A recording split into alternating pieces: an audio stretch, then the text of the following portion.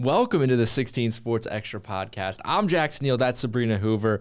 And Sabrina, big day to talk about today. But my first question is, how is the Notre Dame men's basketball team the one positive thing we're talking about today? I love it. Yeah, that's a great intro. Yeah, that's a great question. Well, I will say I did go to the game on Sunday, or was that Saturday? Saturday. Excuse me. And sat there. Obviously, I had a show at 6, couldn't stay the entire game, but I looked at my phone right before the 6, and I was like, okay, so they're going into overtime. Came out of the 6, and I was like, they're in 3 overtimes. They kept it on there. They went to 4 overtimes, as you guys all know. Such a big competitive game, aggressive game. I think that was the biggest fight we've seen from Notre Dame. By far. By all season, really. Just continuing to just overpower. It just seemed like Marcus Burton, obviously, 43 points. I mean, he dropped 43 points in that game. Was named second team All-ACC. You know, obviously, he had such a great regular season. But again, yeah, positive thing today we're talking about is Notre Dame men. Yeah, exactly. They were able to get that win. Then they beat Pitt a little bit ago, 55-54 on a call to end the game, on a call that ended the game. They put them to the free throw line. Tay Davis was able to finish that one out. So they're moving on. So they'll be in second round. We're recording this, obviously, on Tuesday. So if you're listening to this on Wednesday, it'll be on Wednesday. They're playing North Carolina at 2:30 in the second round. They only lost to North Carolina by 1 earlier back in January, but you never know with UNC. They're the 5th seed in this, while Notre Dame is the 12th. So we'll kind of see where that goes. But basically, Notre Dame needs to win the whole ACC tournament if they want to go to the NCAA. So not done yet. Exactly, not done yet.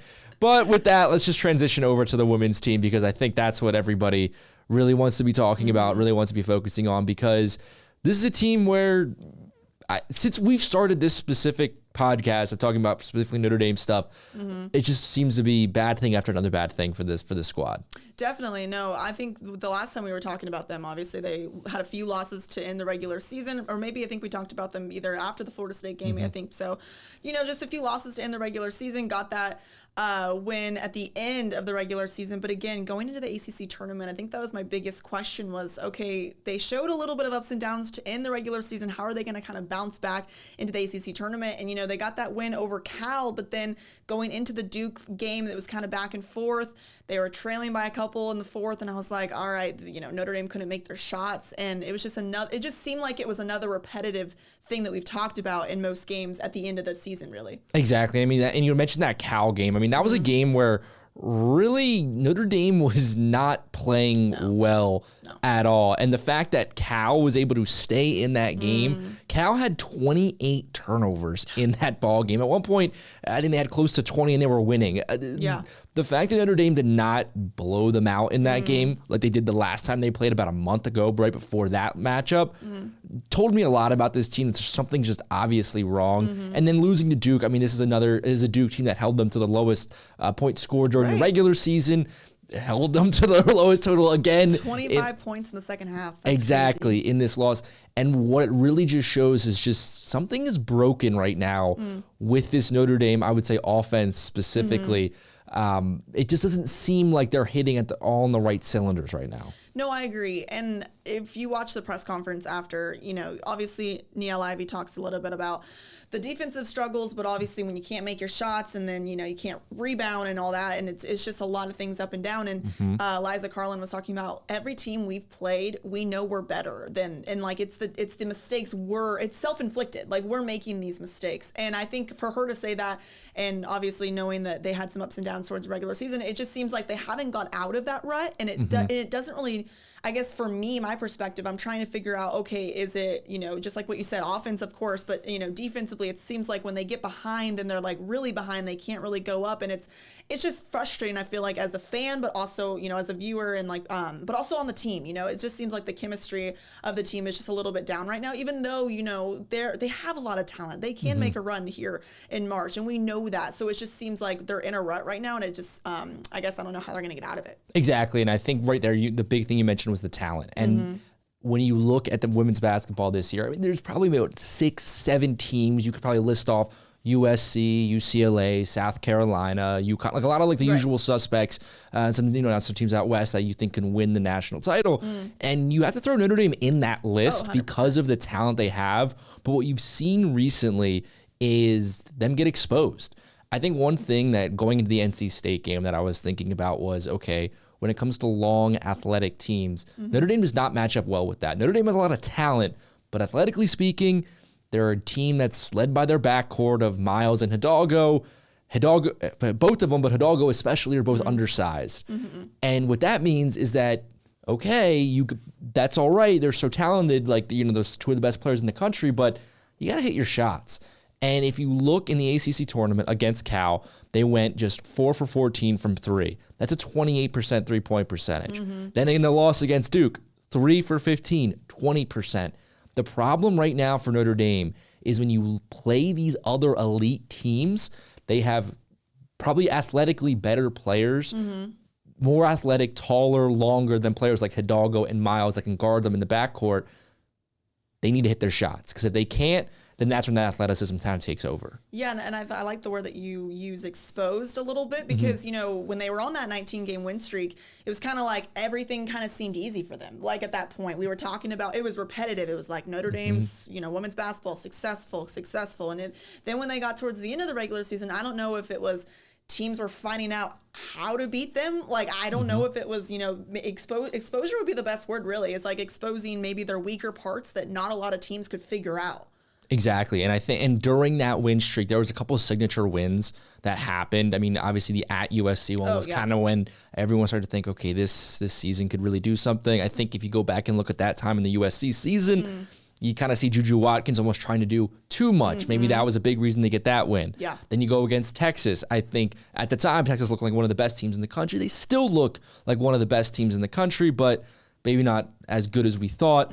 Against UConn, as well as also against Texas, Hannah Hidalgo making all of her shots, hitting everything. The problem is now they're not hitting their shots. Yeah. So what happens when the best players like Hidalgo, like Miles, aren't hitting their shots, aren't getting the offense going? Right. That's been a really, really big problem, because especially with Hidalgo, and we talked about this about 2 weeks ago, she's so emotional when she plays. It's usually such a positive, but you can just feel something's off. And she wears her heart on her sleeve. Like, that's just how she plays. But the problem is when things go negatively, I think then it kind of starts to almost snowball in certain aspects. No, I agree. Yeah, and again, I don't think anything's wrong with the team chemistry at all. I know I mentioned that word earlier, but I just think when, you're going through a rut in a season, it's hard to kind of get together and be like, all right, what is the biggest thing that's happening right now, and how are we going to fix it? Because I think that's obviously one of the questions they have been trying to figure out. And when it's, repetitive mistakes, it's like, okay, then what's another area? Like, how do we need to fix this? So again, I know they're, awaiting their seed in the 2025 NCAA Tournament.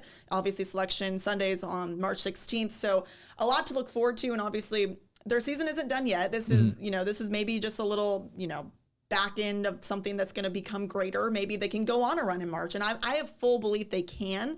But again, like me and you have talked about, is like, they need to figure these things out, because each week it seems like these mistakes are still coming up. Exactly. And I think, and you're right, because there still is, the biggest part of the season still left. Right. It's March Madness. Right. That selection Sunday, you said, coming up on this Sunday. Going into the ACC tournament, it looked like for a second there, Notre Dame was going to be a number one seed. Towards the end of the season, it looked like that was definite. Right now, according to most projections you look at, I mean, you're sitting in 8th in the AP poll. They're kind of right there at the lowest 2 seed, or maybe the highest 3 seed. So they're kind of right on that 2-3 cusp, kind of right where they were last season, honestly. Except last season they win the ACC tournament to get bumped up to a 2. This year they might be losing to fall down to a 2. So it should be a 2 or 3. So they're still going to host, but that really just makes it a lot tougher to advance far in the tournament. And keep in mind, this is a Notre Dame program that, yes, it's one of these signature women's basketball programs in the country. The fan support is there. The iconic players are there. But the past couple seasons, it's just been Sweet 16 exit after Sweet 16 exit. And when you get to a number one team in the country at one point in a season, Sweet 16 is not good enough. Yeah. No, I agree. And I think the biggest thing is, obviously we talked about, the 19-game win streak and having the ups and downs toward the end of the regular season. I feel like their confidence, right now might not be the highest that it was earlier on. And I think the biggest thing is finding that, because when this team is confident and when this team is, just in it and like they make shot after shot, they go on that long run, like they are unstoppable, and we know that. And we've seen them do that. So I think finding their confidence again, and not like they've, lost a lot of it, but right now, you're in a kind of a rut. You need to figure things out. That's going to be the biggest key to really making a run now in the tournament. But again, just knowing that this has been kind of what happened in the ACC tournament. Yes, it's not, it's not something that they wanted, not something we expected. But again, it's kind of make what you get out of it, and hopefully something good will come out of it. Yeah, and I think for the run into March Madness, all I could think of is last season. Now, it was a different issue last season, but the idea that going into the tournament, there was a clear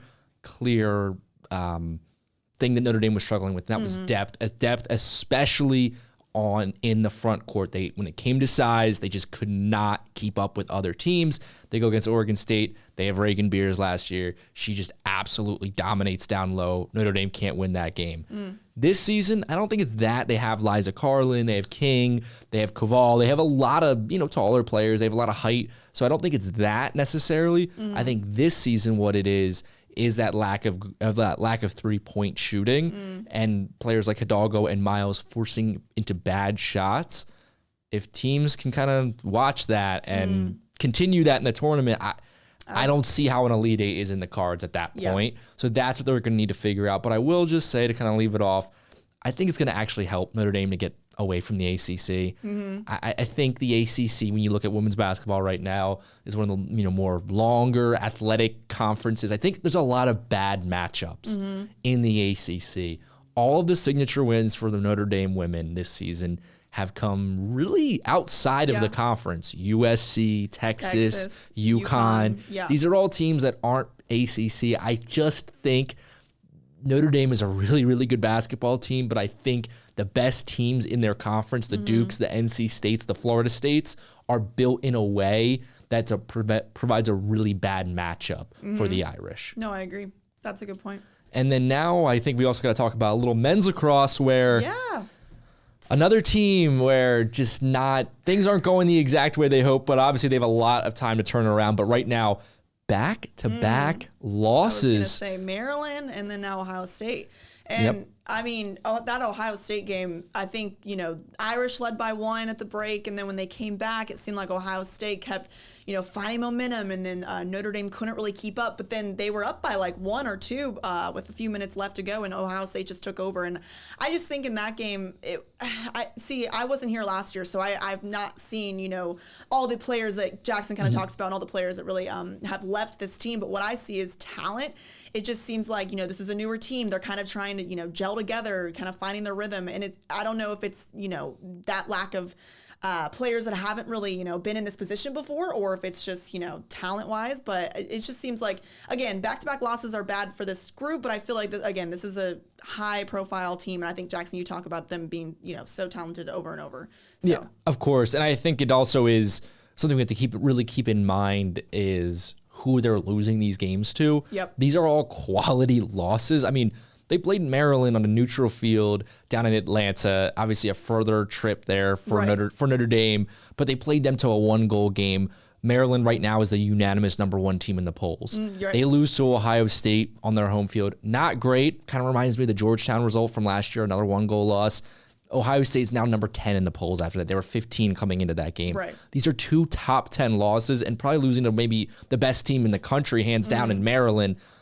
So, yes, for Notre Dame lacrosse fans who are now used to the Irish being the best team in the sport back-to-back years, yes, this is a cause for concern. But I would say these games are super close, 1-goal games. We saw them last year really pick up steam down the stretch. I think with that many new faces, like you mentioned, losing a lot of talent from last year's squad, give it another couple weeks. Let's come back to this in the beginning of April, and if this is still happening in the beginning of April, and they're 5-4, then let's have that conversation. But something tells me that Corrigan's going to get this figured out. Right. And losing by 1 goal, losing in a coin flip game to Maryland is not that. Maryland's the favorite to win the national championship right now. I think whoever won that game was going to be thought of as the favorite for that. So I think there's not too much cause for concern, but you will kind of have to turn it around a little bit now as conference play really gets going for the Irish. But I mean, they won back-to-back national championships. They have the target on their back. Everybody's coming into those games saying, we want to beat them. Mm-hmm. And now they can bounce back when they face, I think it's Michigan coming up next. So, again, seeing them, and I was actually my first time there at Arlada? Arlada, yes. Yeah, the first time there. So it was a really cool atmosphere to kind of see all the fans on the grass and of course, I think you saw Marcus Freeman as well. Always supporting the Irish in any way. But yeah, no, you're right. I think you're right. It's great, talented teams that they've faced. It's going to be interesting to see how they continue on with this season. But again, new faces. But I think you're right. Corrigan has this group, and he's back-to-back national championship. I think even when you asked him, or someone asked him about a three-peat, he's like, we're not even thinking about that. Like, this is a team that we haven't even accomplished that at all. Exactly. So. That this team hasn't accomplished anything. Right. And I think that's a really good point. And if you just look at Notre Dame's schedule, when it comes really just down to it, they play one of the toughest schedules in the country. I mean, they still have games against Duke left right now, Penn. These are teams that are all top 20 ranked in the nation. They have a lot of really challenging matchups coming up. Syracuse, Virginia. That's just the way. That's just what men's lacrosse is when you play in the ACC. That's just how things work when you have that. But then they're also adding all these non-conference games. I think they're going to be just fine. Give them a second to kind of, get things back together. But 2 1-goal losses. Honestly, this could be, could this be their NIU? Could this be the NIU for the men's lacrosse team of, coming into the season, back-to-back national championships, thinking they're the best team, hands down. Everyone's telling them that. Preseason number 1. Yep. Bunch of new faces, guys like, we're just going to do it again.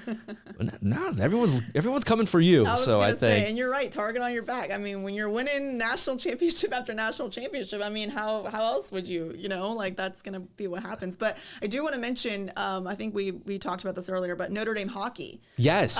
They won in the playoff quarterfinal against Minnesota, the best of 3 series. That game 3, 4-1 victory. I was watching the game, so I think it was honestly really cool to see the season that Notre Dame hockey had, the ups and the downs of the season. Obviously, this is Jeff Jackson's last year, trying to see what can come out of this, and then they get that big win over quarterfinal win over Minnesota. Now they're on to the semis, where they're going to face Michigan State. So I think it's really, really cool. Yeah, you mentioned that right there. Jeff Jackson's last season. Let's keep this thing going a little bit longer. Honestly, let's just keep this thing going a little bit longer. But can't keep going this podcast. That's how you wrap it up right there, Sabrina. Yep, can't keep going, guys. Sorry. That's going to wrap it up for the 16 Sports Extra podcast for this week. We'll be back next week.